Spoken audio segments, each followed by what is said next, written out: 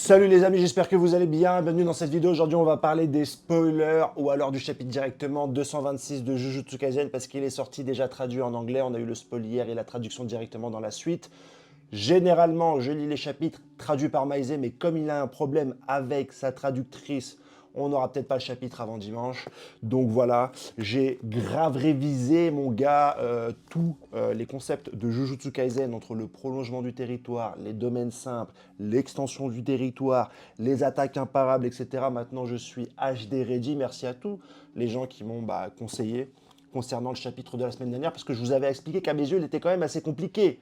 Beaucoup m'ont dit, mais non, mais en fait, le domaine de Sukuna étant plus large que celui de Gojo, il est attaqué par l'extérieur. Ça, j'avais compris. Ce que je demandais, c'était une explication sur les 17 premières pages où tu as l'intégralité des exorcistes qui sont en train de débattre sur les possibilités des rencontres du territoire de Sukuna d'un côté ou de Gojo de l'autre. C'est ça que je voulais savoir. Et quelques-uns m'ont très bien expliqué la différence entre les uns et les autres, m'ont très bien expliqué les tenants et aboutissants de l'extension de territoire de Sukuna qui n'a pas de barrière. Et ça, c'était cool. Et ça va me servir aujourd'hui à faire une vidéo beaucoup plus fluide, parce que la question qui nous taraude, c'est est-ce que Gojo allait mourir, mais c'est vrai que moi j'étais quand même beaucoup plus intéressé par la mise en scène. La mise en scène qui était majestueuse. Merci JJ, merci Akutami, merci d'être différent. Et j'ai appris pas mal de choses. Je vous conseille fortement d'acheter ça. Tu apprends plein de choses sur l'auteur. Très intéressant. Je t'en parle rapidement, mais je me suis toujours plaint de Jujutsu Kaisen et ma première vidéo sur ce manga, c'était sur ça. C'est trop copié sur d'autres mangas, Naruto, Bleach, Hunter x Hunter, etc. Et en fait, il en parle. Il a fait exprès. Je vous spoil pas tout, mais c'est de... Je vais pas dire que c'est de l'ironie ou du second degré, mais il assume complètement. Même que Gojo ressemble à Kakashi, il en parle avec Masashi Kishimoto. Il t'explique pourquoi il a fait ça. Donc c'est vraiment un bouquin à prendre, à lire et à acheter. Vous l'avez très certainement lu ou acheté avant moi. Mais moi, ça m'a fait du bien de comprendre que j'étais pas fou en expliquant cela et que c'était voulu. Et c'est ce qui amène d'ailleurs Shibuya.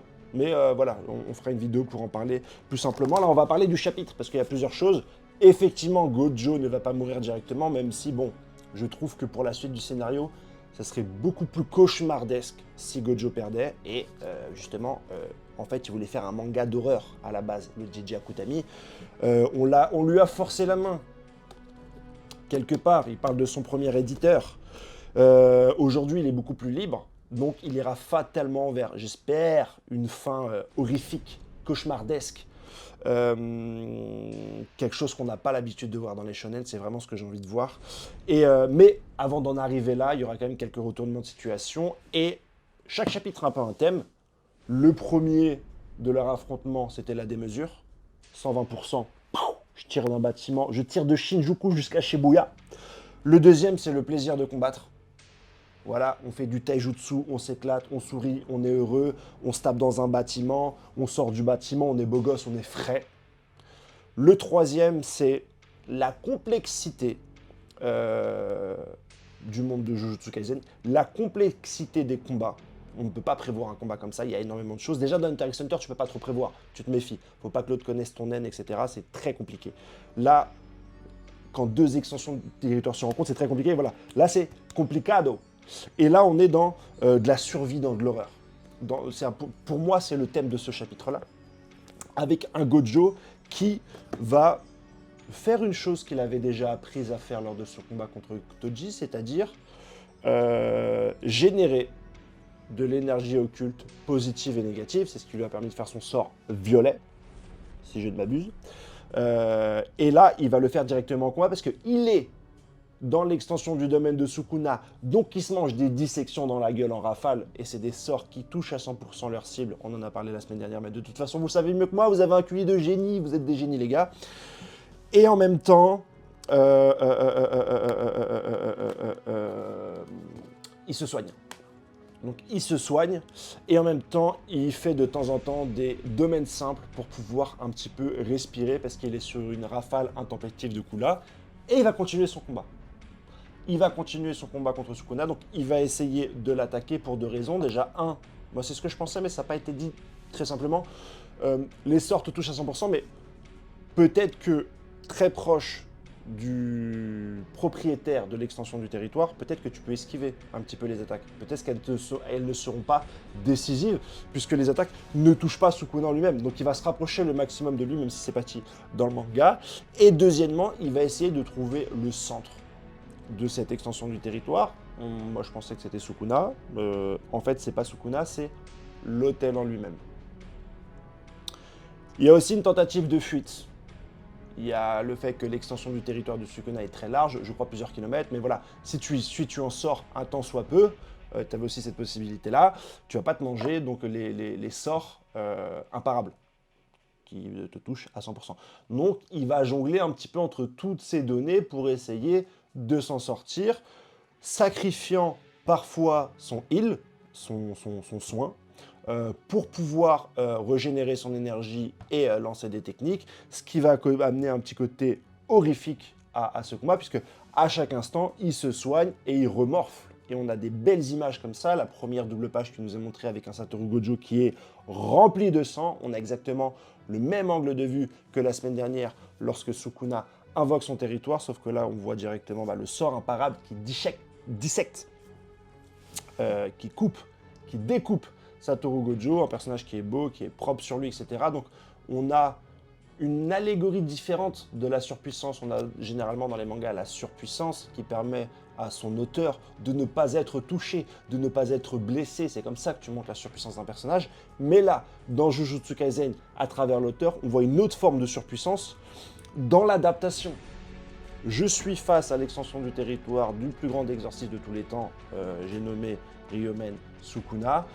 Ma surpuissance ne me permet pas d'être intouchable face à cet autre tout-puissant, mais je vais survivre à ces attaques imparables, à cette dissection imparable, et je vais continuer le combat, je vais m'adapter. Et c'est en ça que le combat est intéressant et que la performance de Satoru Gojo est intéressante. On n'est pas deux personnes surpuissantes, on l'a eu dans les chapitres précédents, on se bat, on rigole, on est surpuissant, mais là on a quelque chose de complètement différent et que je trouve intéressant parce que on voit la puissance suggérée de Satoru Gojo sans pour autant dénigrer la puissance destructrice de l'extension de territoire de Sukuna.